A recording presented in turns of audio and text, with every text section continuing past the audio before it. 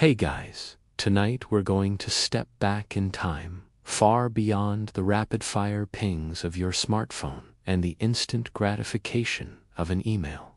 We're drifting into an era where communication was an art form, a slow dance of ink, paper, and anticipation. The Georgian era, roughly from 1714 to 1837. Close your eyes for a moment, if you like, and imagine yourself in a dimly lit drawing room. The only sound, the faint scratching of a quill pen on parchment, a gentle breeze rustling the heavy velvet curtains. Perhaps the scent of beeswax polish and wood smoke drifts in from a nearby fireplace, warm and comforting. You're hunched over a sturdy mahogany desk, perhaps, or perched precariously on a cushioned window seat, a weighty piece of paper before you. The silence stretches, broken only by your own steady breathing as you consider the words you're about to commit to paper, knowing they won't reach their recipient for days, weeks, or even months. You're not just writing a message, you're crafting an object, an experience. You're building a bridge of language across vast distances and even vaster periods of waiting. This isn't about hastily typed emojis or autocorrect fails. This is about deliberate thought, careful penmanship, and the physical act of creating a tangible piece of your mind and heart to send out into the world. You probably won't survive a day without your Wi-Fi, let alone the agonizing wait for a reply. But tonight, going to slow down and truly appreciate the profound effort and meaning embedded in every single Georgian letter. So, before you get comfortable, take a moment to like the video and subscribe, but only if you genuinely enjoy what I do here. And, as you settle in, perhaps share your location and local time in the comments. It's always fascinating to see where everyone is tuning in from, sharing this quiet moment across the globe. Now, dim the lights, maybe turn on a fan for that soft background hum, and let's ease into tonight's journey together. You're a Georgian lady or gentleman, or perhaps a busy merchant, seated at your writing desk. What do you need to begin this elegant, yet often cumbersome, act of communication? It's not simply pulling out your phone and tapping away. Oh no, the foundational elements of Georgian letter writing were a whole craft in themselves. Think of it as a low-tech production line, entirely self-contained. First, you'd need your paper, of course, which we'll delve into in a moment. But then, there's the humble, yet essential, ink.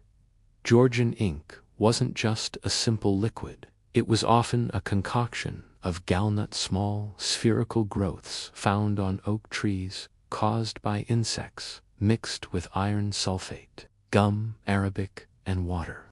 This mixture, when combined, created a dark, permanent ink that actually got darker over time as it oxidized. Imagine the satisfying, slightly acidic smell as you dipped your pen, or perhaps the faint, almost metallic temps of the iron sulfate. Historians still argue whether the precise recipes for these inks were closely guarded family secrets or widely shared amongst apothecaries. Some families would even pass down their own preferred formula. Next, you'd need your writing instrument. Forget your smooth gliding ballpoints. Your primary tool would be a quill pen, usually fashioned from a goose feather, though swan, crow, or even turkey feathers were sometimes used for different levels of stiffness and precision. Preparing a quill wasn't a quick job either. It involved stripping the barbs from the lower part of the shaft, hardening the feather by heating and cooling it, and then carefully cutting the tip into a nib. This nib, the actual writing point, would fray and wear down surprisingly quickly. A diligent correspondent might need to recut their nib multiple times during a single long letter. It's a bit like having to resharpen your pencil every few paragraphs, only with more delicate precision and a higher chance of splitting the tip entirely.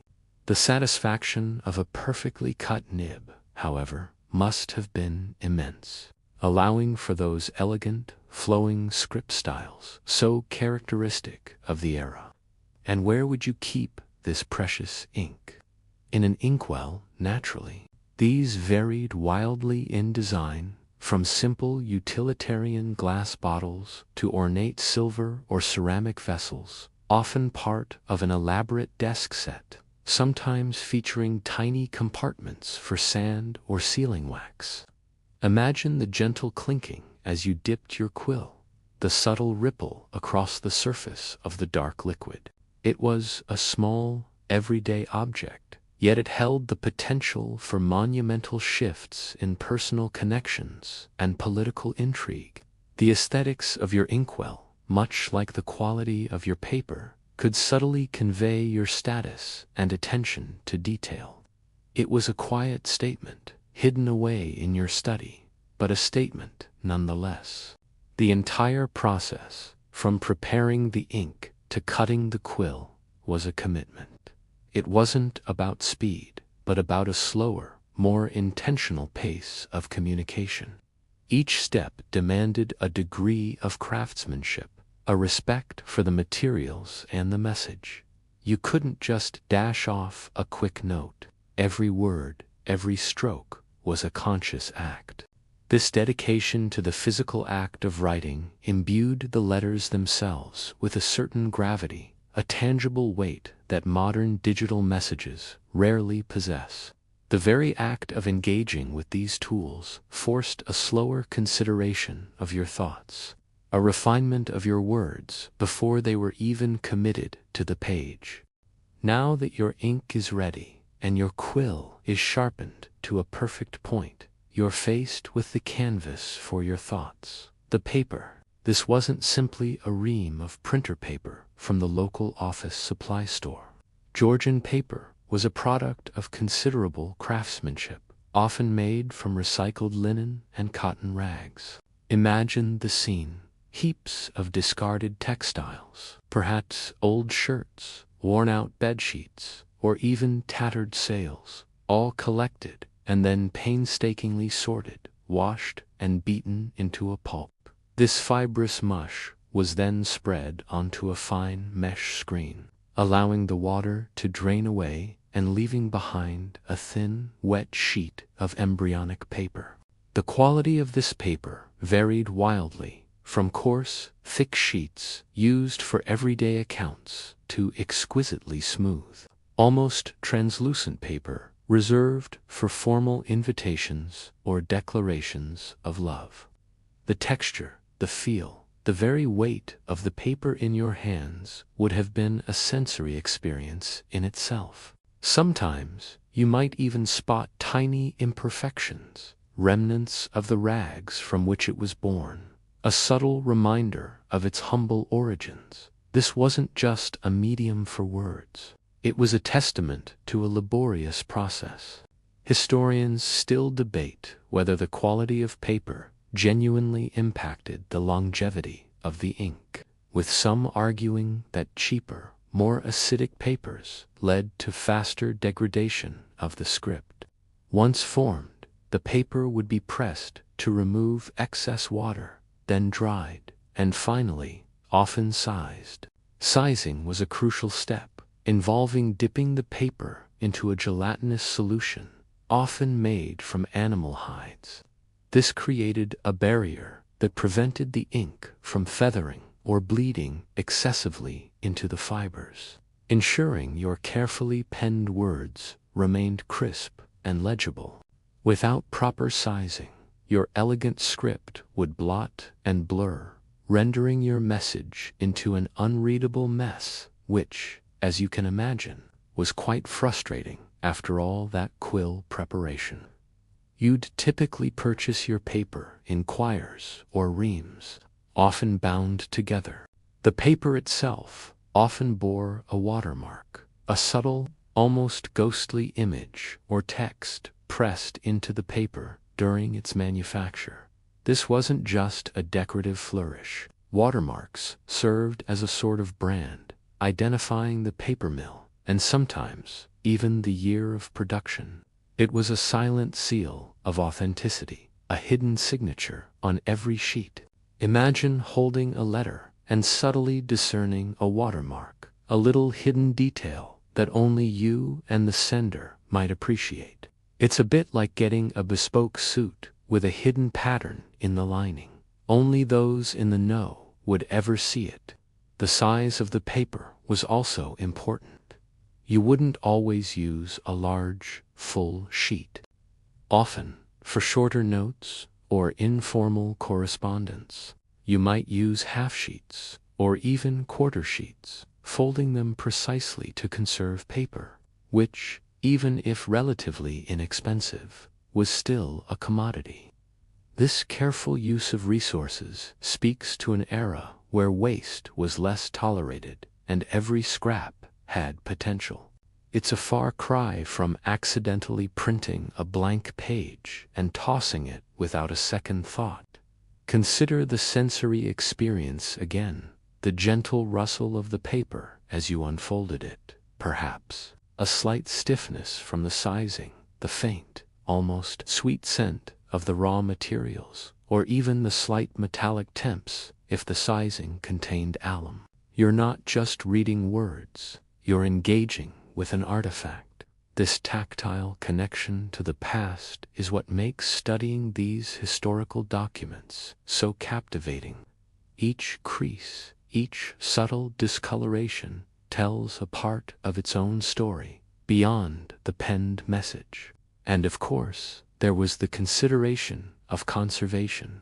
Letters weren't always discarded after being read. Important correspondence, particularly business letters or those from esteemed family members, might be carefully folded, labeled, and stored in a letter book or simply tied with ribbon and kept in a desk drawer. This wasn't just for sentimental reasons. These letters often served as a record, a personal archive of transactions, family news, or even political developments. This is why so much of our understanding of Georgian society comes directly from these preserved personal papers. Without this meticulous habit, much of the nuanced daily life of the era would be lost to us. The entire process, from the humble rag to the finished, sized sheet, highlights a profound difference in the consumption and creation of materials compared to today. It was slower, more localized, and inherently more personal. Each sheet of paper, before a single word was written upon it, already carried a quiet history, a testament to the ingenuity and industry of the Georgian age. You can almost feel the texture of it under your fingertips, can't you? Now, with your paper laid out before you, the next step is preparing your inkwell and selecting your quill. The inkwell, as we touched on, wasn't just a container. It was a small, often ornate piece of your personal writing arsenal. Imagine reaching for it. Perhaps it's a heavy, silver vessel, cool to the touch, or a more modest, yet elegant, ceramic pot. The weight, the feel, the subtle clink as you set it down, all contribute to the ritual of writing. And then the quill. This wasn't a one-size-fits-all instrument. As we discussed, goose feathers were the most common, but you might have a selection, a stiff swan quill for bold strokes, a more flexible crow feather for finer details. The choice would depend on the type of letter you were writing. From a brisk business note to a flowing romantic declaration, you'd carefully select the quill, feeling its balance in your hand. Was it comfortable? Did it feel right for the task?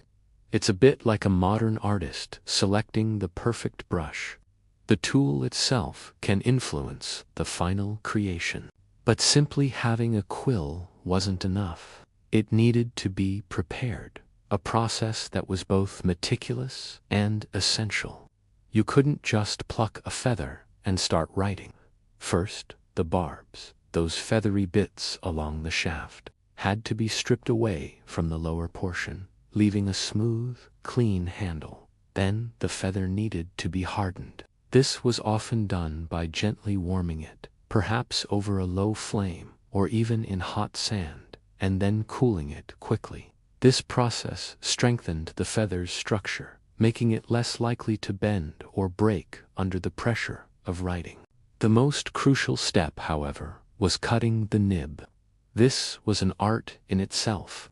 You'd use a small, sharp knife, often a specialized penknife, to carefully slice the tip of the feather into a point.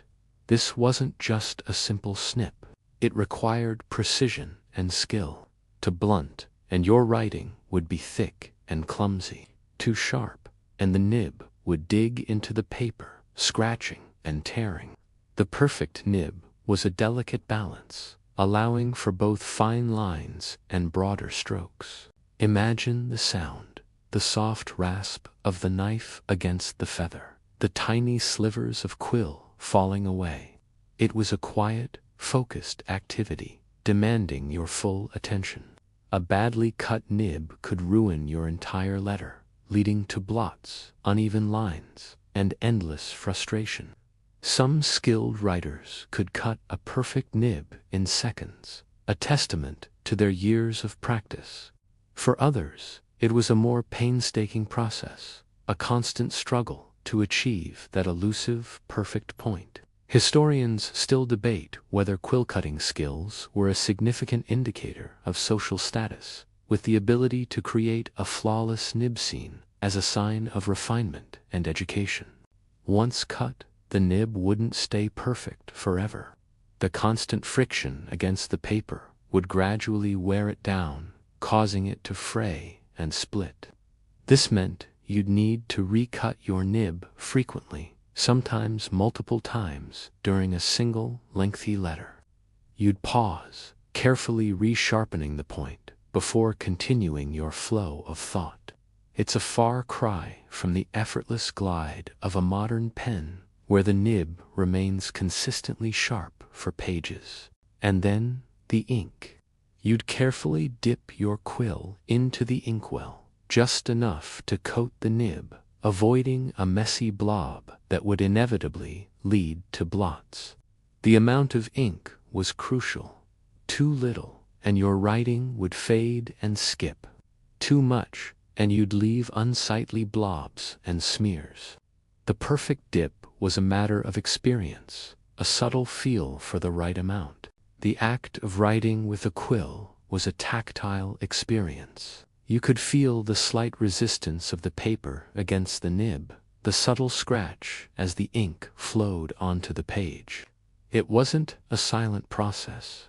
There was a quiet, rhythmic sound to it, a gentle scratching that accompanied your thoughts. This physical connection to the writing process is something largely lost in our digital age, where words appear instantly on a screen, divorced from the physical act of creation. The entire process, from selecting the quill to dipping it in the ink, was a deliberate, mindful act. It forced you to slow down, to consider each word, each stroke. It was a far cry from the speed and immediacy of modern communication. And while it might seem cumbersome to us today, there was a certain beauty, a certain elegance in this slow, deliberate dance of ink and quill. With your quill sharpened and your inkwell filled, your attention now turns to the very foundation of your message, the paper. As you lay it out on your desk, perhaps smoothing out a slight wrinkle with the palm of your hand, you're not just looking at a blank sheet. You're engaging with a product of considerable effort and, in some cases, unexpected origin. Georgian paper wasn't churned out by vast, automated machines. Oh no, it was a much more organic, labor-intensive process, deeply rooted in the concept of recycling. Imagine, if you will, the raw material for your pristine sheet, discarded linen and cotton rags, yes, old shirts, worn-out bedsheets, torn tablecloths, Even sailcloth, anything made of natural fibers, could find a second life as paper. These rags would be collected, sometimes by itinerant rag-and-bone men, and then delivered to a paper mill. The scent of decaying fabric and dampness might have hung heavy in the air around these collection points. It's a far cry from pressing Ctrl+P on your keyboard, isn't it?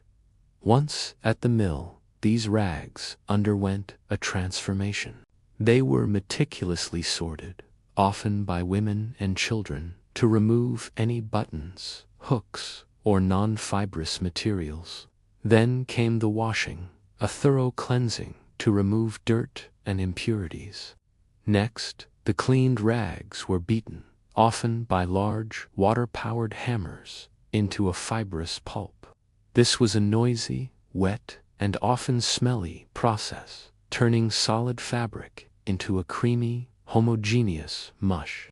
You can almost hear the rhythmic thudding of the hammers as the fibers were broken down.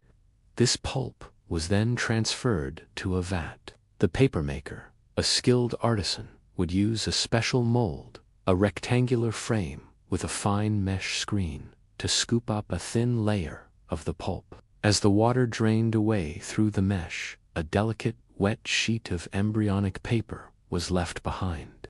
This mold often incorporated a watermark, a wired design stitched onto the mesh that would leave a translucent impression in the finished paper. This wasn't just a pretty flourish. Watermarks served as a sort of trademark, identifying the mill, the quality, and sometimes even the specific year of production. It was like a hidden signature, a subtle mark of authenticity. Historians still argue about the exact origins of some of the more obscure watermarks found in Georgian documents, with some suggesting they might have been secret codes or guild symbols. The wet sheet was then carefully transferred onto a piece of felt, layered alternately with more felt and wet paper, forming a tall stack. This stack was then pressed, often in a powerful screw press, to squeeze out most of the remaining water. The sensation of damp, newly formed paper, slightly cool and surprisingly strong, must have been quite unique. After pressing, the sheets were separated from the felt and then dried. This could be done by hanging them on lines in well-ventilated rooms, or in some cases by carefully warming them. Finally, most paper destined for writing would be sized. This involved dipping the dried sheets into a gelatinous solution, often made from animal hides or vegetable starches. Sizing was crucial because it prevented the ink from feathering or bleeding excessively into the paper fibers. Without it, your carefully crafted script would bloom outwards, creating an unsightly, illegible mess. Imagine writing a passionate love letter, only for it to look like an inkblot test. The sizing created a smooth, slightly resistant surface that allowed the ink to sit beautifully on top, drying cleanly and holding its sharp lines. The texture of Georgian paper varied immensely.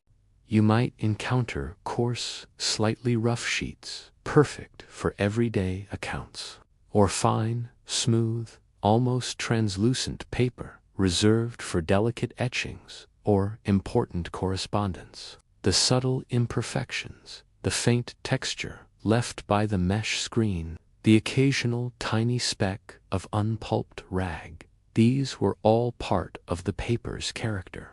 Each sheet had a unique feel, a specific whisper as you ran your fingers across it. The size of the paper was also not arbitrary.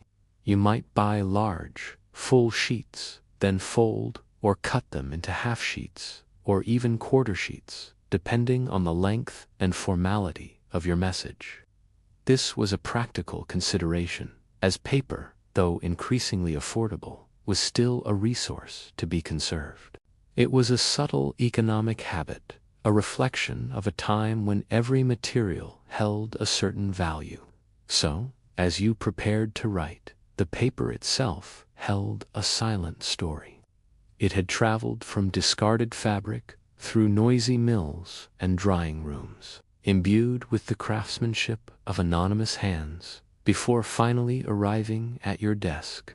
It was more than just a surface. It was a testament to ingenuity, resourcefulness, and the intricate processes that underpinned everyday life in the Georgian era. Your message is taking shape on the paper, your thoughts flowing through the quill. But once your words are complete, how do you ensure they reach their intended recipient privately and securely in an age without envelopes as we know them? This is where the ritual of sealing wax and signets comes into play, transforming a mere sheet of paper into a personal, tamper-evident package. Imagine finishing your final flourish of ink. You carefully fold the letter, often with intricate creases that served both practical and aesthetic purposes. More on those clever folds later. Once folded, you'd reach for your sealing wax. This wasn't just a simple stick of colored wax. It was a blend of shellac, turpentine, resin, and pigment, often scented. The colors varied. Red was common for official documents, black for mourning, and various other hues like blue, green, or gold for personal correspondence. The gentle, slightly sweet, or smoky scent of melting wax would have filled the air as you prepared your seal. You'd hold a stick of wax over a flame, perhaps a candle, a taper, or even a specialized wax lamp, allowing a small pool of molten wax to drip onto the strategic folds of your letter. It's a delicate dance. Too much heat, and the wax would bubble and burn. Too little, and it wouldn't adhere properly. You'd aim for a perfectly sized blob, sufficient to secure the edges of the paper without being overly bulky. The sight of the shimmering, viscous wax catching the light as it cooled must have been quite satisfying. And then, the moment of truth. Pressing your signet ring or seal stamp into the hot, pliable wax. This was where your personal mark, your unique identifier, was imprinted onto the letter. Signet rings were incredibly popular, often bearing a family crest, a coat of arms, a monogram, or even a personal symbol or motto. For those without a family crest, a simple stamp with initials or a symbolic image would suffice. The design on your signet was more than just decoration. It was your signature, your promise of authenticity. Historians still argue about the precise etiquette surrounding the borrowing or lending of signet rings, with some suggesting it was a significant breach of trust. As you pressed down, you'd hold it steady for a moment, allowing the wax to cool and harden, ensuring a crisp, clear impression. The gentle sizzle as the cool metal met the hot wax, followed by the satisfying release, revealing your unique mark. It was a small, quiet moment of personal ceremony. The wax, once hardened, acted as a physical lock. If the letter was opened without authorization, the seal would break, immediately revealing the tampering. This offered a surprisingly effective, albeit low-tech, security measure in an age without sealed envelopes. The act of sealing wasn't just practical, it was deeply symbolic. It conveyed importance, privacy, and authenticity. A perfectly formed seal spoke of care and attention to detail, while a hurried or smudged seal might hint at urgency or carelessness. The quality of the wax, the clarity of the impression, the elegance of the chosen motif, all contributed to the overall impression of the letter and its sender. It was a subtle form of nonverbal communication, a quiet statement about the sender's status and respect for the recipient. Imagine receiving a letter with a beautifully unbroken seal. The anticipation would build as you carefully broke the wax, a gentle crack signaling the unveiling of the sender's thoughts. It was a physical breaking of the barrier between you and the distant correspondent, a small moment of drama in an otherwise quiet routine. The practice of using sealing wax and signets persisted for centuries, a testament to its effectiveness and its deeply ingrained cultural significance. While modern envelopes eventually made it redundant for everyday correspondence, the symbolism of the broken seal continues to resonate in literature and art, harking back to a time when every letter was a carefully crafted, securely fastened package. With your words neatly penned and your seal firmly pressed into the wax, your letter is almost ready for its journey. But before it leaves your hands, there's one more layer of Georgian ingenuity that often went unnoticed by the casual observer: the secret language of folds. Remember, in the Georgian era, there were no pre-made envelopes as we know them today. The letter itself was the envelope, and how you folded it determined its security, its address space, and even its unspoken message. Imagine taking that freshly sealed sheet of paper. You wouldn't just crease it haphazardly. Oh no, the folding was an art form, a practical necessity, and sometimes a subtle signal. The most common method was the crossfold. This involved folding the letter horizontally, then vertically, creating a compact rectangle. This not only made the letter easier to handle for postal carriers, but also provided distinct panels for the address and your personal seal. It's a bit like origami, but with a practical, privacy-focused purpose. But beyond the simple crossfold, there were more intricate techniques, particularly for sensitive or personal correspondence. Some folds were designed to be incredibly complex, requiring a specific sequence of creases to even open the letter. This added a layer of security, making it obvious if someone had attempted to read the message without authorization, even if they hadn't broken the wax seal itself. It was a physical encryption method, a puzzle that only the intended recipient was meant to solve. Historians still argue about the precise origins and prevalence of some of the more elaborate letter-locking techniques, with some suggesting they were passed down within families or specific social circles. Think about the implications of such a system.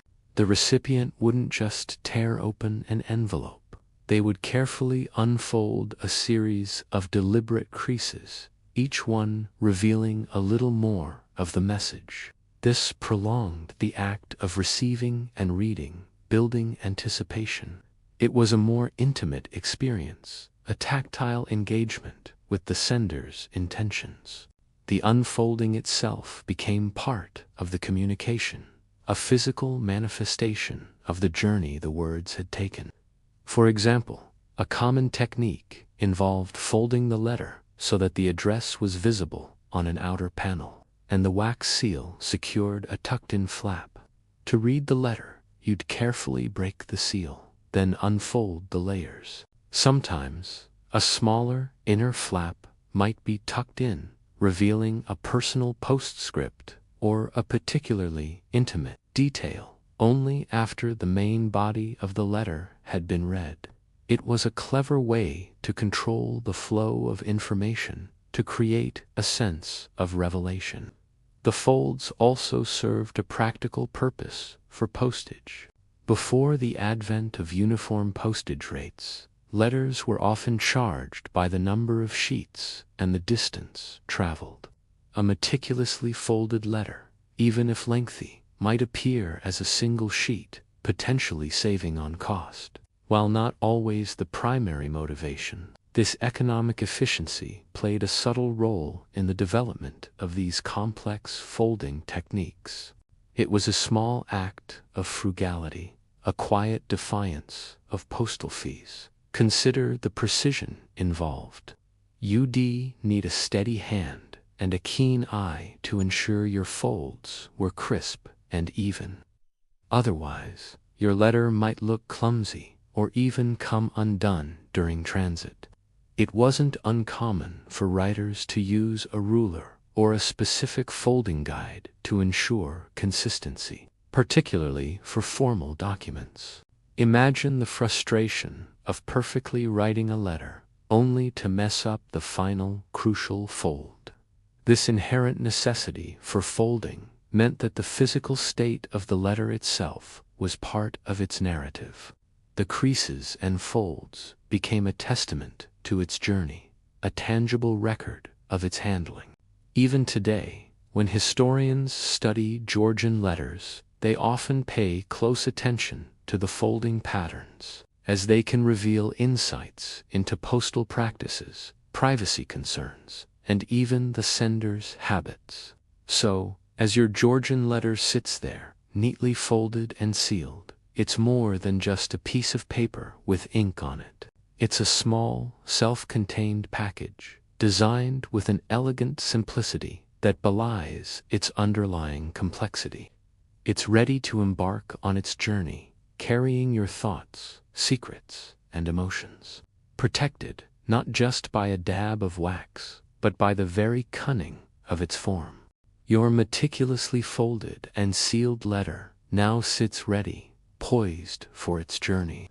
But how, precisely, did this delicate bundle of thoughts and news make its way across towns, counties, and even oceans in the Georgian era? Forget about mail trucks and sorting machines. The system of postage and carriers was a fascinating, often arduous, and surprisingly personal affair. In the early Georgian period, the concept of a uniform postal service, as we understand it, simply didn't exist for ordinary citizens. If you wanted to send a letter, you often relied on private messengers, stagecoach drivers, or even personal servants traveling in the right direction. Imagine entrusting your intimate confessions or vital business dealings to a passing traveler, hoping they'd actually deliver it. The anxiety must have been palpable. There was no tracking number, no automated delivery confirmation. You just hoped for the best and waited. For longer distances and more formal correspondence, particularly within Britain, the post office did exist, but it was primarily focused on government and business communications. It operated on a system where the recipient, not the sender, usually paid for the letter.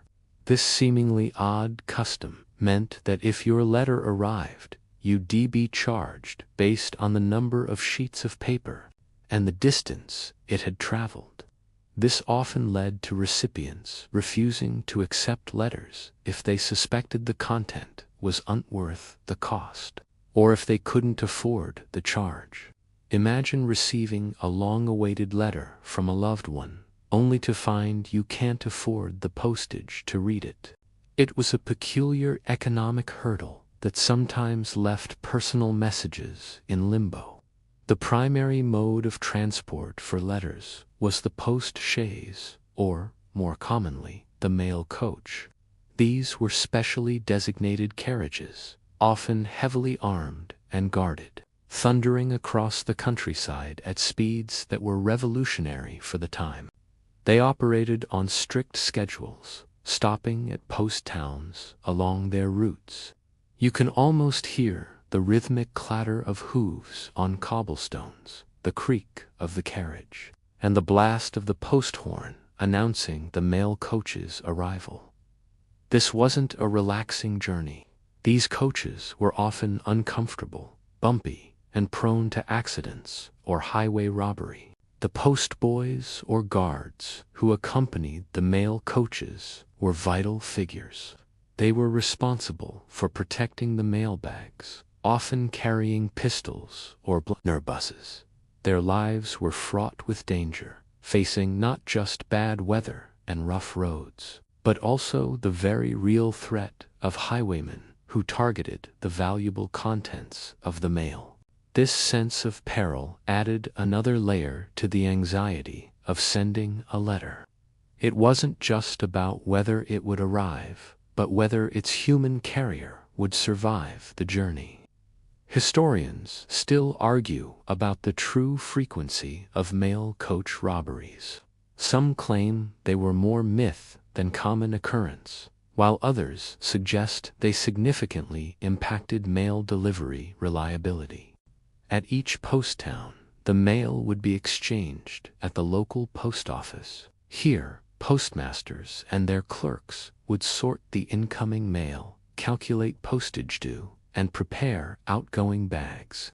If you lived in a post town, you might walk to the post office to collect your mail. If you lived in a more remote area, your letter might be picked up by a local carrier or entrusted to someone traveling in your direction from the nearest post town. This informal network of delivery created a fascinating web of reliance and community interaction. The distances involved were considerable, and the infrastructure was still developing.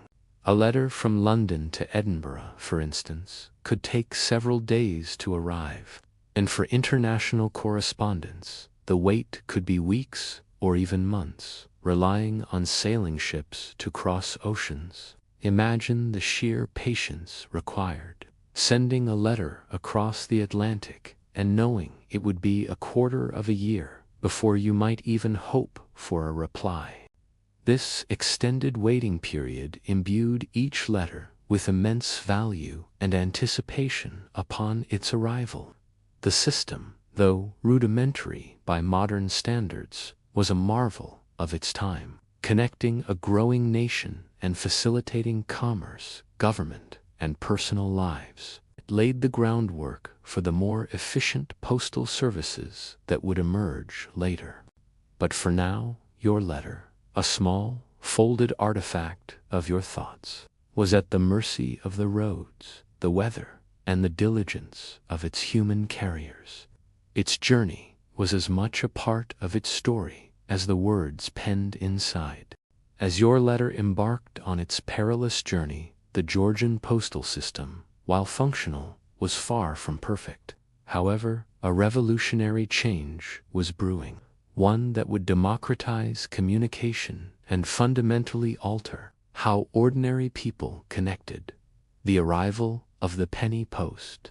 This wasn't a sudden invention, but a gradual evolution, beginning with localized services and expanding to transform the entire landscape of letter delivery. The first significant step towards the penny post as a widely accessible service began not across the whole of Britain, but within the bustling confines of London. In 1680, a man named William Dockwra established the London penny post. Imagine the immediate impact. For just 1 penny, a flat rate, you could send a letter anywhere within the city limits. This was a radical departure from the old system, where costs escalated with distance and the number of sheets. Suddenly, correspondence within the sprawling metropolis became affordable for almost everyone.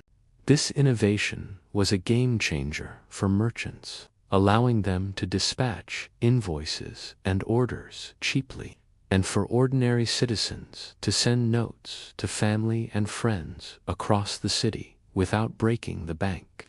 You could almost feel the hum of increased communication in the air, a low murmur of notes and replies zipping across London. Dockwra's penny post even included multiple daily collections and deliveries, a level of efficiency unheard of at the time. This enterprise, initially a private venture, was so successful that it was eventually absorbed by the General Post Office, recognizing its immense potential and threat to their existing monopoly. It's a classic tale of a groundbreaking innovation being brought under state control. The concept of a uniform, affordable rate eventually spread beyond London, though it took time. The true national revolution, however, came with the reforms championed by Rowland Hill in the 1830s. By this point, Georgian Britain was on the cusp of the Victorian era, but the ideas were taking root. Hill, a visionary reformer, argued passionately for a system where the sender paid a single, flat rate for postage, regardless of distance, and for the creation of adhesive postage stamps to signify prepayment. His arguments were compelling. The old system was complex, expensive, and encouraged fraud. A uniform penny rate, he argued, would dramatically increase the volume of mail, ultimately generating more revenue for the post office despite the lower individual cost. It was a leap of faith, a belief in the power of mass communication. Historians still argue about whether Hill's primary motivation was purely economic, or if he was also driven by a genuine desire for social reform and increased literacy. The implementation of the uniform penny post in 1840 was truly revolutionary. Imagine the impact. Suddenly, for a single penny, your letter could travel from the southernmost tip of England to the northernmost reaches of Scotland. This level of accessibility had never existed before. It wasn't just about sending messages, it was about connecting families, fostering trade, disseminating news, and knitting together the fabric of a rapidly industrializing nation. The invention of the adhesive postage stamp, epitomized by the iconic penny black, was central to this reform. For the first time, the sender could demonstrate they had paid the postage up front. This eliminated the recipient's burden of payment and the problem of refused letters. The penny black, featuring Queen Victoria's profile, was a marvel of design and a symbol of this new age of communication. It was also, quite amusingly, something of a collectible from the very beginning, with people saving unused stamps. The ripple effects of the penny post were enormous. It fueled literacy, as more people had a reason to learn to read and write if they could afford to send and receive letters. It connected distant family members, bringing them closer than ever before through the shared experience of correspondence. It facilitated business expansion, allowing companies to operate across wider geographical areas. The quiet scratching of quills undoubtedly increased exponentially. This shift from a costly recipient pays system to an affordable sender pays model, complete with standardized stamps, was one of the most significant social and economic reforms of the Georgian Victorian transition. It literally put the power of communication into the hands of the masses, transforming Georgian society from a collection of somewhat isolated communities into a more interconnected nation. Your letter, once a relatively expensive luxury, could now be sent for the price of a small loaf of bread. Even with the revolutionary strides of the penny post emerging towards the latter end of the Georgian era, sending a letter was still far from the seamless, guaranteed delivery we expect today. Your carefully penned and sealed dispatch, once entrusted to the postal system, faced a multitude of delivery challenges that could delay, damage, or even outright lose it. First, consider the elements. Mail coaches, the primary carriers, were exposed to the full fury of Georgian weather. Imagine your letter, snug in a leather mailbag, enduring torrential rain, freezing sleet, or heavy snow. While mailbags offered some protection, prolonged exposure to dampness could cause ink to run, paper to warp, or even seals to degrade.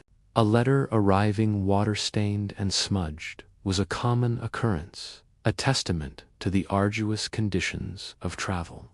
The crisp, clean lines you penned might arrive as a faded, blurry whisper of your original thoughts.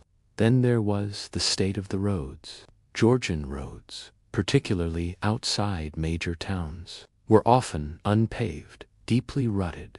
This made for incredibly slow and bumpy journeys. A mail coach might get stuck in the mud for hours, delaying the entire mail run. Accidents were also a significant risk. Overturned carriages due to poor road conditions, broken axles, or spooked horses. Any of these could lead to mail being scattered, damaged, or delayed indefinitely.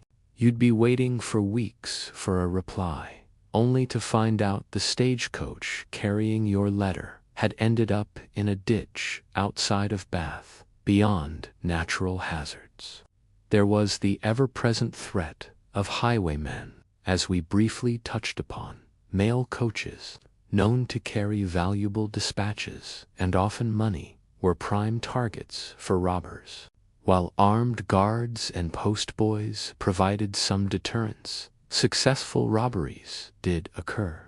Imagine the terror of a coach ambush, the shouted demands, the glint of steel, and the ultimate fate of your letter, possibly ending up in the wrong hands, or simply discarded and lost. While perhaps exaggerated in popular folklore, the threat was very real and contributed to the inherent risks of mail delivery. Historians still argue about the precise economic impact of highway robbery on the post office's operations, with some claiming it led to significant financial losses, and others suggesting it was more of a public relations nightmare than a major drain. Losses and misdirection were also common. Without modern sorting technology or universal street numbering, a misplaced letter was easily lost forever. A slight error in an address, a hurried postmaster, or a simple drop from a mailbag could mean your message never reached its destination. There were no sophisticated tracking systems or electronic databases to pinpoint a lost item. Once a letter disappeared into the postal network, it was often gone for good, leaving the sender wondering and the recipient forever unaware of a message sent their way. For international mail, the challenges were even greater. Letters destined for overseas had to contend with the unpredictable nature of sailing ships. Storms could delay voyages for weeks or months, or worse, sink the vessel entirely, taking all its contents to the bottom of the ocean. Naval blockades or privateers during times of war also posed significant threats, intercepting ships and confiscating or destroying their mail. A letter to a loved one serving in the colonies or engaged in trade abroad was truly a testament to hope and perseverance, its journey fraught with peril. And finally, even once a letter reached the recipient's town, the final mile of delivery could be tricky. In rural areas, it might be left at a local inn, a shop, or the post office for collection, relying on the recipient to know it was there. In denser areas, postmen would deliver door to door, but inaccurate addresses, absence from home, or even a simple lack of clearly visible house numbers could lead to letters being returned or held. The concept of delivery attempted wasn't a digital notification, it was often a frustrated postman. So, when a Georgian letter finally arrived, perhaps a bit battered and delayed, it wasn't just a piece of paper, it was a small triumph. It had survived the elements, treacherous roads, potential bandits, and the vast, often inefficient, postal network. Each received letter was a testament to patience, endurance, and the enduring human desire to connect across distances, no matter the obstacles. For many Georgians, the intricate dance of quill, ink, paper, and the unpredictable postal system was simply too daunting, too time-consuming, or beyond their literacy. This is where the figure of the scribe stepped in, a crucial, often overlooked, facilitator of communication for a significant portion of the population.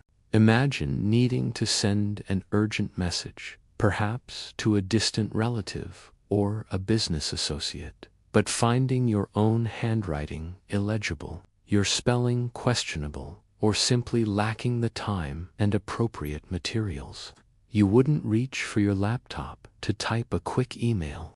Instead, you'd likely seek out a local scribe, a professional letter writer, often found in market towns, near public notaries, or sometimes attached to a local church or courthouse. These individuals were the unsung heroes of Georgian communication, bridging the gap between those who could write fluently and those who couldn't, or simply chose not to. They were, in essence, the Georgian era's word processors, though far less automated. Hiring a scribe wasn't just about literacy, it was also about formality and presentation. For important business correspondence, legal documents, or highly formal social invitations, a scribe's elegant, precise hand was often preferred. Their script was typically clear, uniform, and aesthetically pleasing, far surpassing the hurried scrawl of many an amateur. Imagine paying good money for a letter that looked like a bird had walked across it after dipping its feet in ink. No, you wanted something impressive, something that conveyed respect and professionalism. A scribe ensured your message looked the part, whether it was a heartfelt apology or a stern business demand. Historians still argue about the precise social standing of scribes. Some believe they held a respected, almost academic role, while others see them as mere technicians of transcription. The process would be a fascinating collaboration. You, the client, would dictate your message, perhaps outlining the key points you wanted to convey, or even narrating the entire letter verbatim. The scribe, with quill poised, would listen intently, perhaps asking clarifying questions, suggesting more appropriate phrasing, or gently correcting grammatical errors. It was a partnership, a blending of your thoughts with their linguistic and calligraphic skill. This intimate act of dictation meant that scribes often became privy to deeply personal information, acting as silent confidants. Think about the sheer variety of tasks a scribe might undertake in a single day. One moment, they might be composing a passionate love letter for an illiterate suitor, trying to capture the raw emotion in elegant prose. The next, they might be drafting a stern eviction notice for a landlord, ensuring every legal detail was meticulously correct. Then perhaps a letter of condolence, full of appropriate sentiment and formal expressions of sympathy. Their versatility was astounding, their ability to adapt their tone and content to suit vastly different purposes. Scribes also offered a crucial service for those sending letters abroad or dealing with foreign merchants. Many scribes would have knowledge of multiple languages, facilitating correspondence that transcended linguistic barriers. Imagine trying to explain a complex trade deal to a French merchant without a fluent command of the language or the proper formal address. A scribe could translate your intentions into perfectly worded French, ensuring clarity and avoiding potentially disastrous misunderstandings. The fees charged by scribes varied depending on the length and complexity of the letter, the urgency, and their own reputation. While a luxury for some, it was a necessity for others, an investment in clear, effective communication. For those who couldn't read or write at all, the scribe was their only direct link to the written world, empowering them to participate in a society increasingly reliant on written correspondence. So, while you might picture Georgian letter writing as a solitary pursuit, The reality for many involved this silent, skilled third party. The scribe was an essential cog in the vast, slow-moving machine of Georgian communication, ensuring that thoughts, news, and emotions could flow, regardless of literacy or social standing. They were the unsung enablers, the quiet facilitators, who allowed the gentle art of Georgian letter writing to reach everyone, making communication truly possible. Having mastered the mechanics of writing, folding, and sending, let's now turn our attention to the actual content of these Georgian letters. This wasn't a free-for-all. Georgian society was steeped in etiquette, and correspondence was no exception.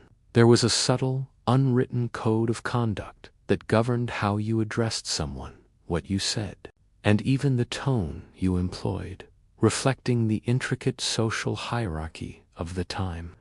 Imagine sitting down to write to a distant aunt, a business associate, or perhaps a prospective suitor.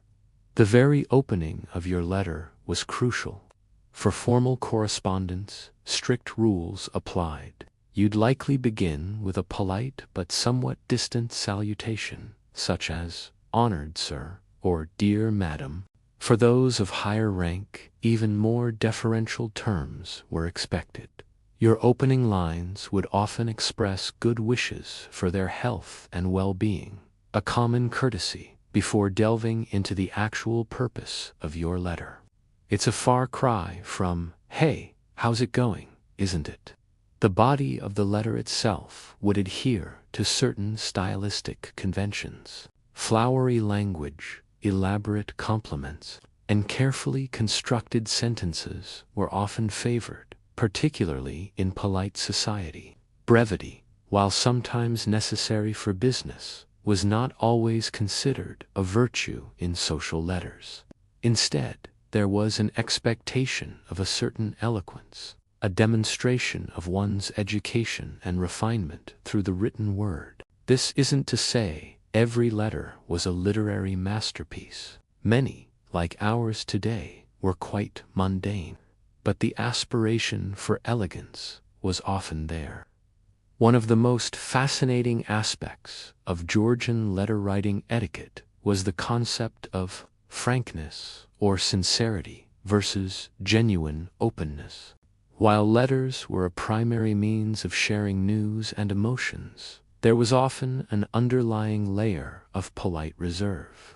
You might express sincere regrets or frank opinions, but these were often couched in carefully chosen words, designed to maintain social harmony and avoid direct confrontation. It was a dance around directness, a subtle art of saying what you meant without explicitly stating it in a way that might offend. This can make deciphering the true intent of some Georgian letters a delightful challenge for modern historians. Historians still argue whether this polite reserve was a genuine reflection of social norms or merely a performance for public consumption, given that letters could be read by others. For more intimate correspondence between close family members or lovers, the tone would soften considerably. Pet names, shared jokes, and more direct expressions of affection were acceptable. But even then, a certain decorum usually prevailed. You wouldn't find the equivalent of modern text slang in a Georgian love letter, though unique personal abbreviations or coded phrases might exist between close individuals. The closing of your letter was as important as the opening. Formal letters would conclude with phrases like, "I remain, sir, your most obedient, humble servant," or with the greatest respect, "I am, madam, your most devoted," even if you were not, in fact, anyone's humble servant.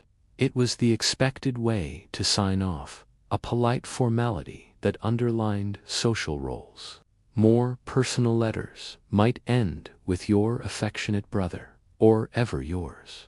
These seemingly formulaic closings were crucial signifiers of the relationship between sender and recipient. Consider the time invested in mastering these conventions. Children were often taught letter-writing skills from a young age, copying examples from popular conduct books. These books provided templates for various types of letters, from formal invitations to letters of condolence, ensuring that aspiring writers understood the appropriate tone and phrasing for every occasion. It was part of a broader education in social graces. The very act of adhering to these rules of etiquette was a form of communication in itself. It conveyed respect, demonstrated your understanding of social norms, and reinforced your place within society. To disregard these conventions would be seen as clumsy, ill-bred, or even disrespectful, potentially damaging your reputation or relationships. So, as you composed your Georgian letter, you weren't just thinking about what you wanted to say, but how you wanted to say it. You were navigating a subtle landscape of social expectations, using carefully crafted words and phrases to convey not just information, but also deference, affection, or authority. It was a slower, more deliberate form of communication, where every word carried weight and every phrase was chosen with purpose. Beyond the strictures of etiquette, Georgian letters truly came alive as vital conduits for gossip and news. In an era before instant media, your personal correspondence was often the fastest, and sometimes the only, way to learn about events beyond your immediate vicinity. Imagine relying on a hand-penned letter to catch up on the latest scandal in London society, or hear about a significant political development. Think about the sheer anticipation. A letter would arrive perhaps weeks after it was written, and once opened, it might be devoured for every scrap of information. Was Lady So-and-so pregnant again? Had Mr. Whoever lost a fortune at the gaming tables?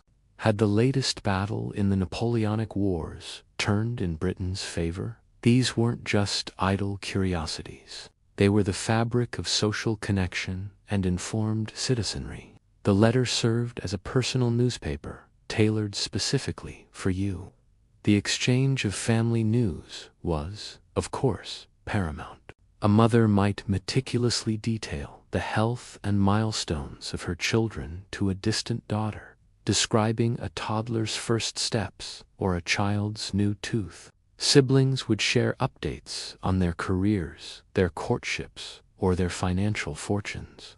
These details, seemingly mundane to us, were profoundly important to those separated by distance. They were the lifeline that maintained familial bonds. You can almost feel the relief of a parent receiving news that their child, far away at boarding school, was well. But it wasn't just heartwarming domesticity. Letters were also hotbeds of gossip, and Georgian gossip was an art form. It wasn't always malicious. Often, it was simply the sharing of social observations, humorous anecdotes, and veiled critiques. Did you hear that young Mr. Fitzwilliam made quite a fool of himself at the assembly last Tuesday? Your correspondent might write, hinting at a drunken mishap or a faux pas. These snippets of social intelligence were crucial for navigating the complex webs of Georgian society, ensuring you were up to date on who was in favor, who was out of favor, and who was perhaps about to elope. Politically, letters were vital. While official gazettes existed, personal letters from acquaintances in London or major political centers provided a more immediate and often more candid account of parliamentary debates, royal activities, or foreign policy developments. A member of Parliament writing to a constituent might offer behind-the-scenes insights that never made it into print. For those interested in the grand affairs of the nation, these letters were invaluable, offering a window into the corridors of power. Historians still argue about the extent to which private political correspondence shaped public opinion, with some suggesting it had a far greater impact than printed pamphlets. Scientific and intellectual news also traveled through letters. Scholars, scientists, and inventors would correspond, sharing discoveries, debating theories, and seeking advice. A letter from a colleague might contain the first sketch of a new invention or a detailed observation about a celestial event. These exchanges formed the backbone of intellectual progress, allowing ideas to spread and evolve long before academic journals became widespread. And of course, there was the news of the fashionable world. What were people wearing in London? What were the latest dances? Which new plays were drawing crowds? For those living outside the social hubs, letters from friends or family in the city were their only link to these fleeting trends. It was a subtle form of social currency, keeping up with the bon ton. The unique aspect of letterborne news was its personal filter.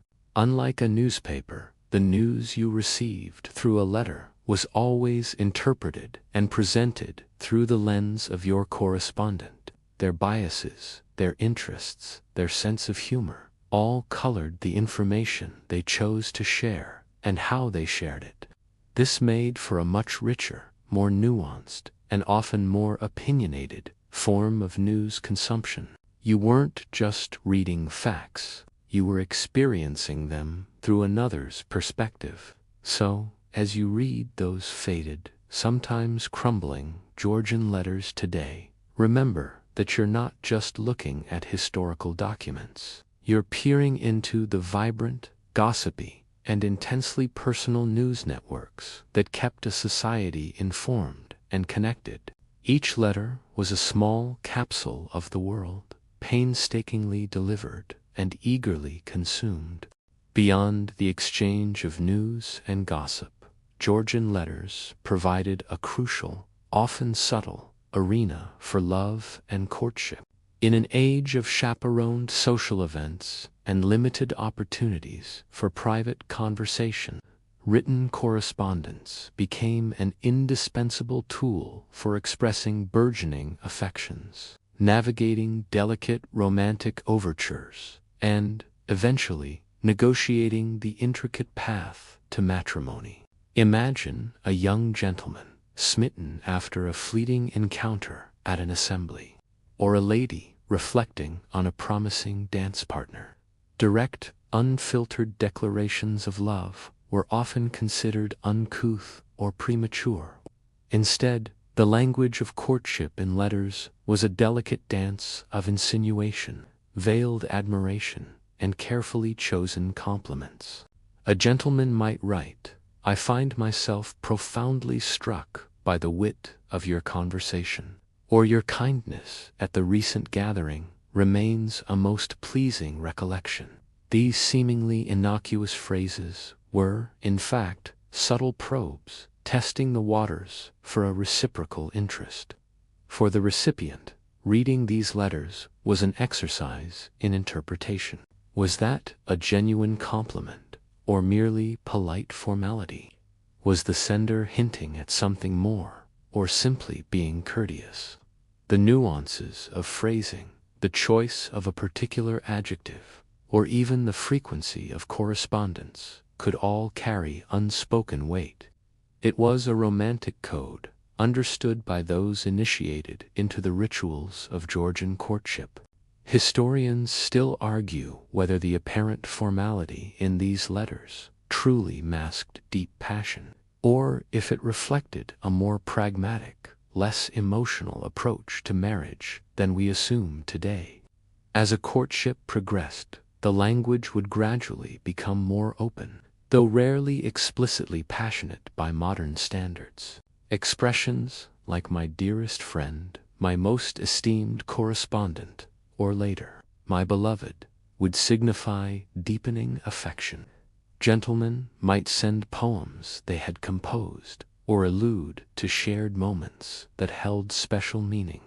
Ladies, while often more reserved in their initial responses, might subtly encourage further correspondence through their choice of topics or the warmth of their closing remarks. Letters also served a practical purpose in courtship, especially when the parties lived far apart. They allowed for the exchange of personal details that might not be easily discussed face to face, family backgrounds, financial prospects, or even shared interests in literature or art. These details helped build a foundation for a potential match, allowing individuals to assess compatibility beyond superficial appearances. You can almost feel the young couple, separated by miles, carefully crafting each word, knowing that their future together might hinge on these carefully chosen phrases. The drama of courtship often played out in the pace of correspondence. A quick reply might signal eagerness, while a delayed response could indicate hesitation or even a gentle discouragement. The number of letters exchanged, their length, and the increasing intimacy of their content all contributed to the narrative of a blossoming romance. Breaking off a courtship could also be done via letter, though it was often a painful and delicate process, requiring careful phrasing to avoid outright insult or scandal. Consider the role of the family. Letters were often shared with parents or guardians, particularly for young ladies, as part of the vetting process for a suitor. A gentleman's correspondence might be scrutinized for evidence of good character, financial stability, and respectable intentions. This added another layer of self-consciousness for the writer, knowing their words were not just for the intended recipient, but potentially for an entire judging committee. It was a far cry from the private DMS of today. Finally, for those who reached the stage of engagement, letters became a way to plan the wedding, discuss future arrangements, and maintain emotional connection during what could be a long period of separation before marriage. These letters often reveal a charming blend of practicality and tender anticipation, discussing everything from trousseaux to shared domestic dreams. So, in the quiet exchange of Georgian letters, beneath the elegant script and formal salutations, lay a vibrant tapestry of human connection, of hopes and anxieties, of unspoken desires and carefully cultivated affections. These letters were not just paper and ink. They were the very threads weaving together the romantic destinies of a generation. Beyond matters of the heart and social gossip, Georgian letters were the absolute backbone of business and finance. In an era before telephones, email, or digital transactions, every order, every invoice, every payment, and every negotiation relied entirely on the written word traveling across distances. Imagine trying to run a vast trading empire or a complex banking operation solely through physical letters. It demanded meticulous organization and incredible patience. Consider a merchant in Bristol needing to order silks from London. He wouldn't just pick up the phone. Instead, a detailed letter would be drafted, specifying the quantity, quality, and desired delivery date for the goods. This letter would then embark on its journey, enduring the perils of the road. Upon its arrival, the London supplier would then write a reply, confirming the order, detailing prices, and perhaps suggesting alternatives if certain items were out of stock. This back and forth could take days or even weeks, introducing significant delays into the supply chain. You can almost feel the anxiety of waiting for a crucial shipment confirmation. For banking and financial transactions, letters were even more critical. Instructions to transfer funds, requests for loans, acknowledgments of receipt, and statements of account were all communicated via correspondence. A wealthy landowner might write to his London banker to authorize a payment, or a distant relative might inquire about the inheritance due to them. These letters often carried significant sums of money, metaphorically speaking, highlighting the immense trust placed in the postal system and the integrity of its carriers.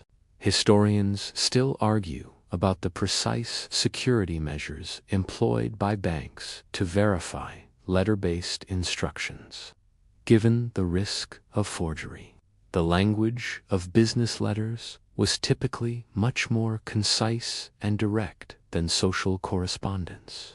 While still polite, the emphasis was on clarity, precision, and efficiency. Abbreviations were common to save space and time, and numbers often featured prominently. These letters weren't about flowery prose, they were about facts, figures, and immediate actions. They were the engine of commerce, fueling the burgeoning industrial revolution and expanding trade networks. Think about the sheer volume of correspondence involved in running even a medium-sized business. Every single transaction generated letters, initial inquiries, quotes, orders, shipping notifications, invoices, payment reminders, and receipts. Merchants often employed clerks whose sole job was to manage this constant flow of paper, meticulously recording every outgoing and incoming letter in a letter book, a practice we'll delve into later. This created a vast paper trail, a tangible record of all commercial activity, which is invaluable for economic historians today. Beyond simple transactions, letters facilitated complex negotiations. A manufacturer might correspond with a distant raw material supplier, haggling over prices or delivery terms. A property owner might negotiate the lease of a farm with a tenant through a series of exchanged letters, each one refining the terms and conditions. These protracted negotiations, unfolding over weeks or months, required incredible foresight and a keen memory of previous correspondence. You had to remember exactly what you'd offered 3 weeks ago and what their counteroffer was. The very slowness of this system meant that business decisions had to be made with much longer lead times. There was no instant market feedback or immediate price adjustments. Based on fleeting news, plans had to be carefully laid and contingencies accounted for, knowing that communication itself would be a significant time investment. This forced a certain strategic patience into Georgian commerce. Letters also served as important legal documents.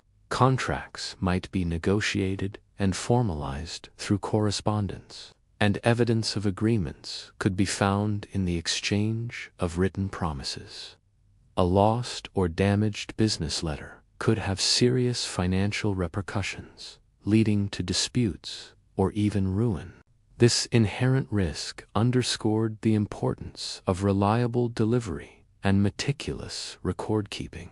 So, while the Georgian era might conjure images of elegant balls and grand country estates, beneath that polished surface lay a bustling world of commerce, powered by the seemingly humble letter.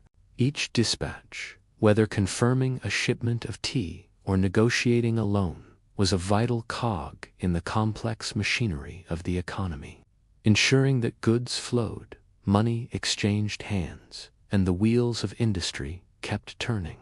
As we delve deeper into the rich tapestry of Georgian correspondence, it's impossible to overlook the fascinating insights gained from the letters of notable correspondents. These aren't just dry historical documents. They are vivid snapshots into the mind's daily lives and grand affairs of some of the era's most influential and intriguing figures.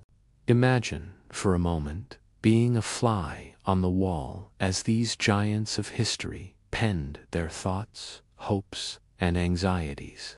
Take, for instance, the prolific letters of Horace Walpole, the son of Britain's first Prime Minister, Robert Walpole. Horace was an aristocrat, an art historian, and a keen observer of society. His letters, numbering in the thousands, are a veritable goldmine of 18th-century gossip, political commentary, and cultural insights. He wrote with wit, cynicism, and an almost journalistic eye for detail, chronicling everything from the latest parliamentary scandal to the minutiae of social gatherings. Reading Walpole's letters is like having a direct personal feed into the most exclusive drawing rooms of Georgian London. He often employed a conversational tone, making you feel as though he's whispering secrets directly into your ear, despite the formality of the era. Historians still argue whether Walpole exaggerated events for literary effect, or if his accounts were truly faithful reflections of Georgian society. Then there's the poignant correspondence of Jane Austen. While her novels provide an unparalleled window into the lives of the Georgian gentry, her letters offer a more personal, unvarnished glimpse into her own world. Her letters to her sister Cassandra are particularly revealing, filled with domestic details, sharp observations about her social circle, and glimpses of her writing process. You can almost feel her sense of humor, her occasional frustrations, and her deep affection for her family radiating from the pages. Unlike her fictional characters, her letters showcase her own very real struggles and triumphs, painting a picture of a brilliant mind navigating the social constraints of her time. Consider also the powerful and often turbulent exchanges of Lord Byron. His letters are a whirlwind of poetic passion, scandalous revelations, and intense personal drama. Whether writing to fellow poets like Percy Bysshe Shelley, his various lovers, or his long-suffering publisher, Byron's correspondence crackles with energy and intellectual fire. His letters reveal not just the mind of a literary genius, but also the turbulent emotions and unconventional life of a leading figure in the Romantic movement. They are often full of dramatic flourishes, reflecting his larger-than-life personality. Even figures like George Washington, though American, were firmly rooted in the Georgian era's epistolary traditions. His vast correspondence, both before and during the American Revolution and his presidency, provides unparalleled insight into military strategy, political philosophy, and the challenges of nation-building. His letters reveal a man of immense duty and profound responsibility, often written with a measured, serious tone befitting his stature. Imagine the weight of the quill in his hand as he composed a letter that could decide the fate of a nascent nation.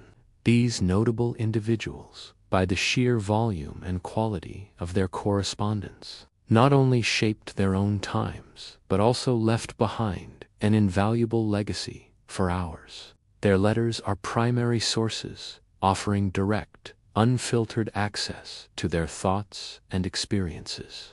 They allow us to bypass the interpretations of later historians and engage directly with the voices of the past.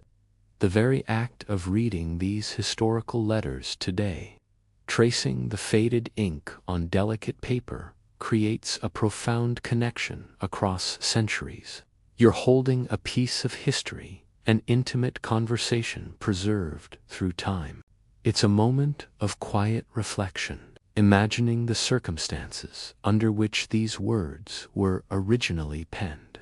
The candlelight perhaps flickering, the writer contemplating each carefully chosen phrase. These collections of letters are not just dusty archives. They are vibrant, living narratives that continue to inform, entertain, and provoke thought. They remind us that despite the vast differences in communication technology, the fundamental human desires to connect, to share, to inform, and to gossip remain eternally the same. And it is through these gentle, often slow-paced acts of correspondence that we truly understand the heartbeat of the Georgian age. While we've touched on the sheer volume of letters produced in the Georgian era, it's worth considering how these busy correspondents managed to keep track of their exchanges. In an age without digital archives or searchable inboxes, the practice of maintaining letter books and keeping records was absolutely essential for individuals, families, and particularly businesses. Imagine your desk piled high with incoming and outgoing correspondence. How would you quickly find that crucial detail about a payment or recall the exact phrasing of a sensitive social invitation? The solution, for many, was the humble yet indispensable letter book. This was essentially a bound volume, often a large, sturdy ledger, into which copies of outgoing letters were meticulously transcribed. There were two primary methods for filling these books. The most common was manual transcription. After you penned your original letter, a clerk, or you yourself, would simply copy it word for word into the letter book. This required incredible attention to detail and patience, ensuring no errors crept into the record. Imagine the laborious process, duplicating every single word of every single letter you sent out.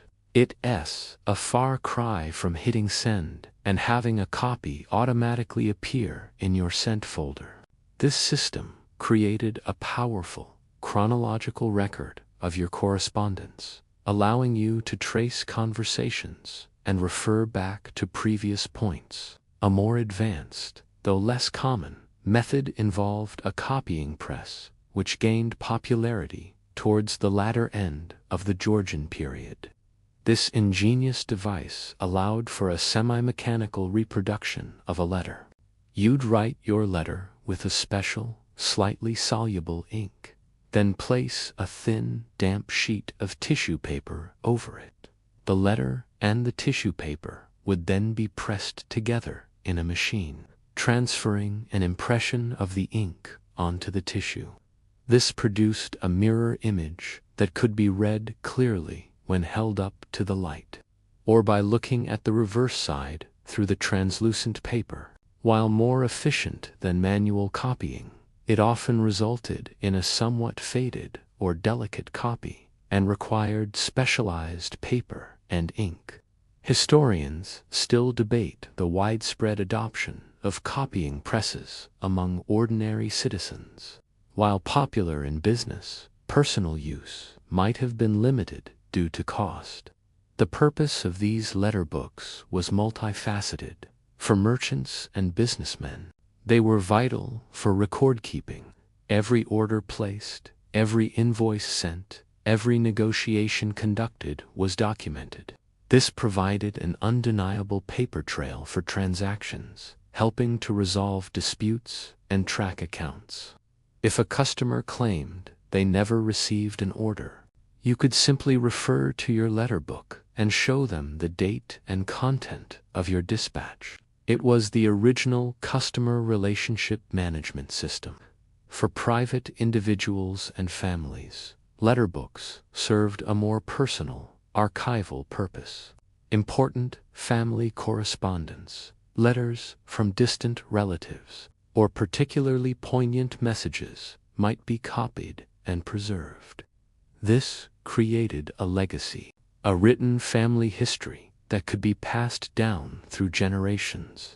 Imagine descendants, centuries later, poring over these volumes, gaining intimate insights into their ancestors' lives. This practice is why we have such a rich collection of Georgian personal papers today. Beyond letter books, individuals often kept incoming letters themselves, carefully folding them and often noting the date of receipt and a brief summary of the contents on the outside.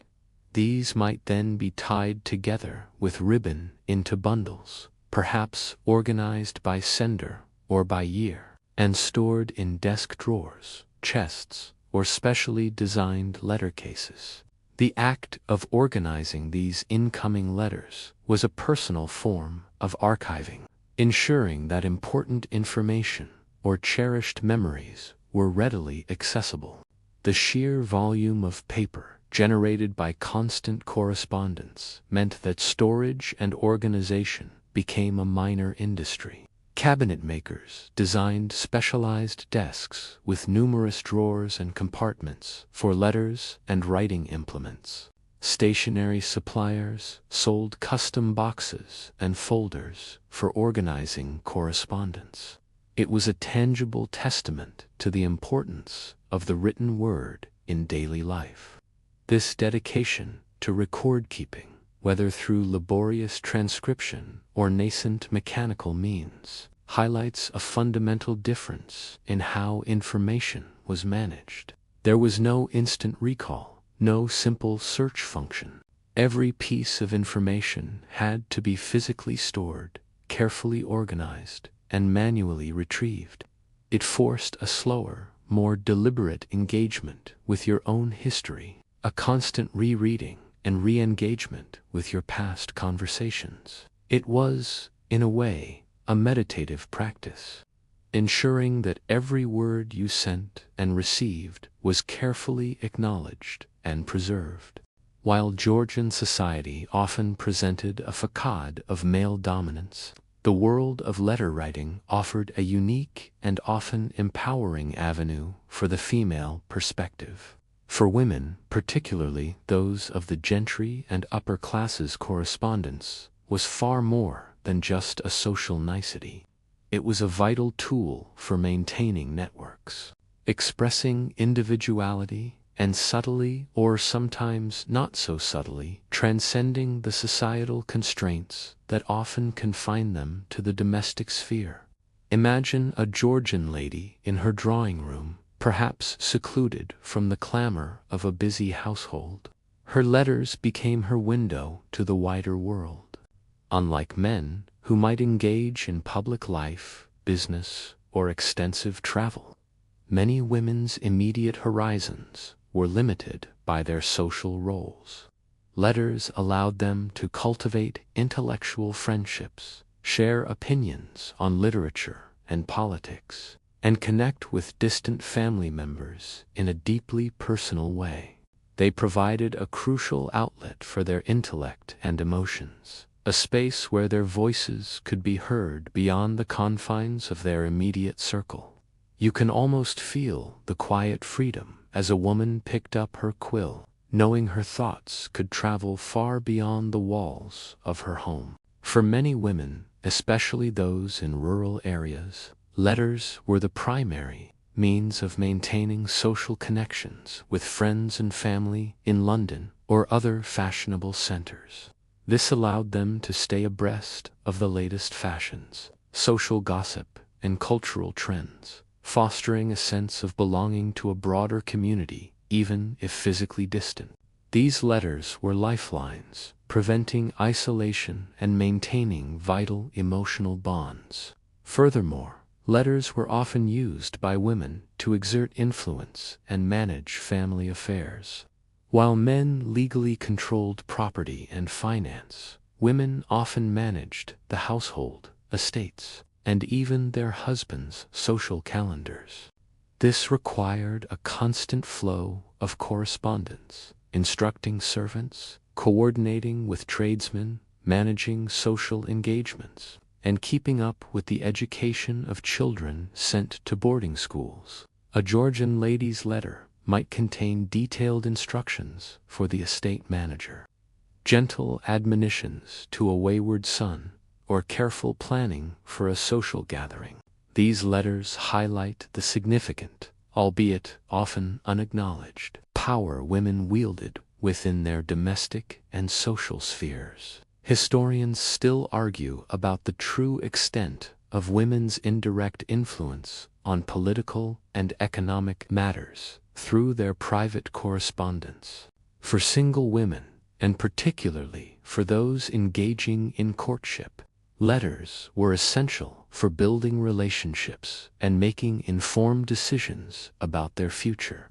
They could express their feelings, test a suitor's character, and even negotiate the terms of a potential marriage, all through the careful crafting of written words. The subtle power dynamics of a courtship often played out in the pace and content of exchanged letters, giving women a degree of agency they might not have had in direct conversation. Literary women, like the aforementioned Jane Austen, found a particularly powerful voice through their letters. While their published works might have been more constrained by societal expectations, their private correspondence often revealed a sharper wit, more candid observations, and a greater freedom of expression. These letters are invaluable for understanding their creative processes, their personal struggles, and their unvarnished views on the world around them. The act of writing itself was a form of education and self-improvement for many women. It honed their literacy, their powers of expression, and their ability to articulate complex thoughts. Many women kept commonplace books where they would copy interesting passages from books or even letters they received, further developing their intellectual capabilities. It was a private school in their own study. In essence, while Georgian society placed numerous restrictions on women's public lives, the private space of letter writing offered a profound counterpoint. It allowed them to engage intellectually, emotionally, and practically with the world, to form and maintain vital connections, and to express their individuality in ways that were often denied to them in other spheres. These letters stand as enduring testaments to the intelligence, resilience, and quiet strength of Georgian women. The pace of life in the Georgian era, particularly when it came to communication, forged a profound appreciation for connection that is difficult for us, in our instant messaging age, to fully grasp. The slow, arduous journey of letters meant that absence and longing were amplified, imbued with an emotional weight that could stretch across weeks, months, or even years. Imagine a young soldier serving in the colonies, or a merchant navigating perilous trade routes across the globe. For them, a letter from home wasn't just news. It was a lifeline, a tangible link to everything they held dear. The anticipation of its arrival would build for weeks, perhaps even months. Every incoming ship, every mail coach passing through town would spark a desperate hope. You can almost feel the knot in their stomach as they waited, wondering about the well-being of their loved ones, about the news from home. This prolonged wait meant that when a letter finally did arrive, it was cherished, read and reread, its words savored, and its physical presence a comfort. It was a far cry from the fleeting joy of a scene receipt on a message. For those left behind, the sense of longing could be equally intense. A wife watching her husband sail away, a parent sending a child off to school in a distant city, or a sibling separated by marriage and geography. Their connection rested almost entirely on the written word. The letters they wrote were imbued with all their anxieties, their hopes, and their deep affection. They would meticulously describe daily life, share small anecdotes, and reiterate their love, knowing that these words might be the only tether across vast distances. The act of writing itself became a way to bridge the physical gap, to feel closer to the absent individual. The slowness of communication also meant that news, when it finally arrived, could be profoundly out of date. A letter informing you of a birth might reach you months after the child was born. News of a death could arrive long after the funeral had taken place, denying you the chance to grieve with family or offer immediate comfort. Imagine the shock of receiving a letter filled with joyous plans, only to find, in a subsequent, belated letter, that tragedy had struck. This emotional disconnect, this temporal lag, added a unique layer of poignancy and sometimes heartbreak to Georgian correspondence. Historians still argue about the psychological impact of such prolonged communication delays on families and individuals. This profound sense of absence often led to incredibly detailed and descriptive letters, knowing that their correspondent was missing out on daily life. Writers would paint vivid pictures of their surroundings, describe social gatherings, or recount local events with a richness of detail rarely seen in modern communication. They tried to compensate for the physical separation by creating a textual immersion, allowing the reader to almost be there through the power of words. It was a conscious effort to bridge the experiential gap. The very act of reading an old Georgian letter reveals this underlying emotional current. The faded ink, the delicate creases, the formal yet heartfelt language, all speak to a time when connection was not a given, but a precious, painstakingly maintained effort. You can sense the longing in the careful questions about health, the shared memories evoked, and the expressions of affection that often punctuate the formal prose. These letters were not just carriers of information. They were containers of emotion, bundles of hope, and echoes of absence. They remind us that human connection, regardless of technology, remains a fundamental need. And in an era where that connection was stretched thin by distance and time, the gentle art of Georgian letter writing became a powerful balm for the heart, a testament to enduring love and persistent longing. As the Georgian era drew to a close, giving way to the bustling Victorian age, the meticulous formalities and physical demands of Georgian letter writing began a gradual yet undeniable process of transformation. This was the demise of formalities, a slow but steady shift towards a more casual, quicker, and ultimately more accessible style of communication, paving the way for the modern letter and eventually the digital age. One of the primary drivers of this change, as we touched upon earlier, was the uniform penny post of 1840. By standardizing postage rates and introducing adhesive stamps, it removed many of the old economic barriers and complexities. The very act of folding a letter to save postage, or the recipient having to pay upon delivery, became obsolete. This liberation from practical constraints naturally encouraged a more relaxed approach to letter content and form.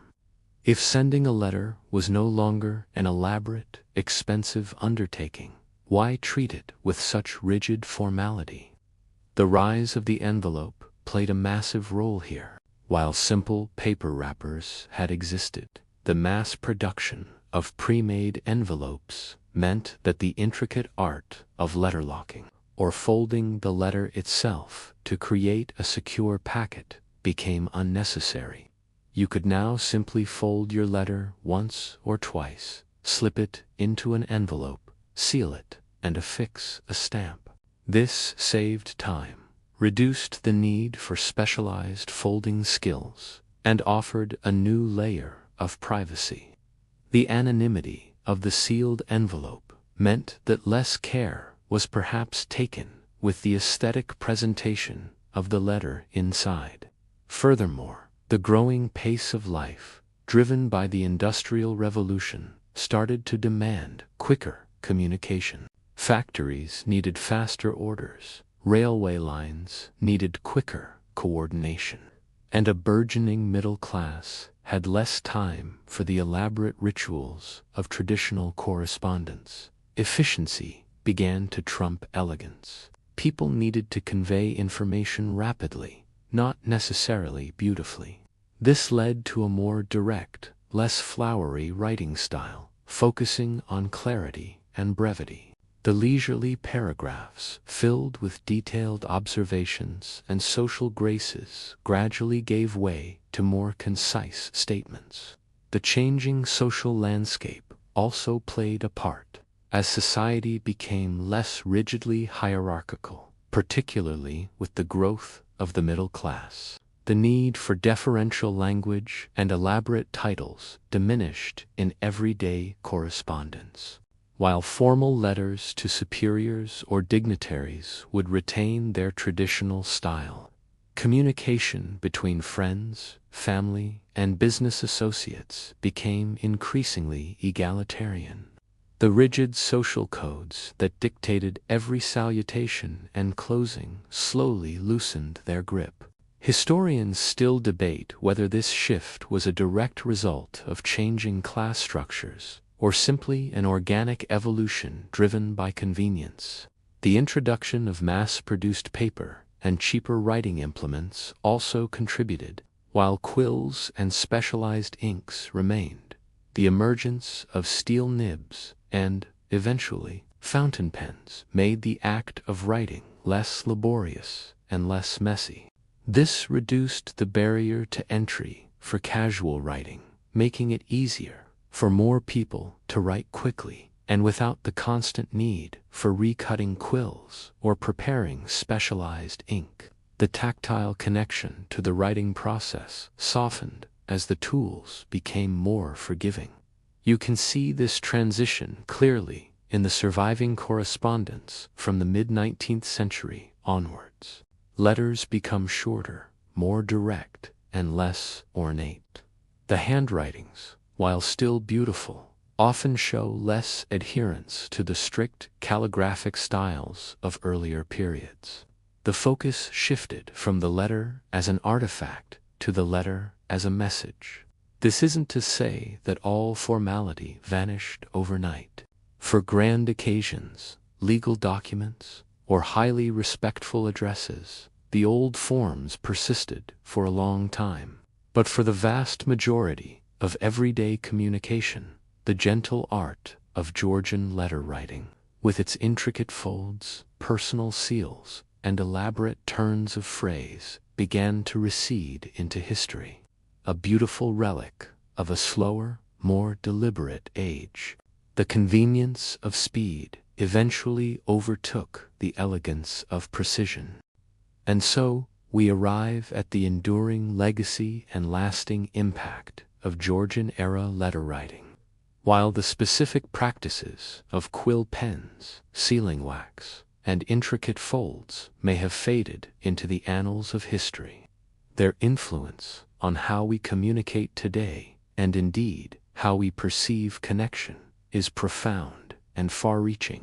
Firstly, the Georgian era firmly established the concept of a reliable public postal service. The innovations and reforms, culminating in the penny post, laid the essential groundwork for the modern postal systems we still rely on for delivering everything from important documents to birthday cards. That little stamp you put on a letter today is a direct descendant of Rowland Hill's revolutionary idea, a testament to the belief that communication should be accessible to all, not just a privileged few. It's easy to take for granted the simple act of dropping a letter into a mailbox, but it was forged in the slow, deliberate fires of the Georgian age. Secondly, Georgian letters are an invaluable historical archive. For historians, sociologists, and literary scholars, these collections of correspondence are treasures. They offer unfiltered, first-hand accounts of daily life, political machinations, social customs, and personal emotions. Unlike formal documents or published works, letters often capture the raw, immediate thoughts of individuals, providing a depth of understanding that no other source can match. When you read a letter from the 1700s, you're not just reading about history, you're touching it, sensing the very breath of those who came before us. This is why preserving these fragile pieces of paper is so crucial. They are the whispers of the past. Moreover, the emphasis on articulation and narrative in Georgian letter writing quietly shaped literary traditions. The structured sentences, the development of arguments, and the careful selection of vocabulary, all honed in the process of composing a letter, influenced the prose of novels, essays, and even journalism that followed. Many of the great Georgian and early Victorian novelists, like Jane Austen, learned their craft partly through the diligent practice of letter writing. The art of conveying emotion, setting a scene, or delivering news effectively in written form was a skill cultivated through correspondence.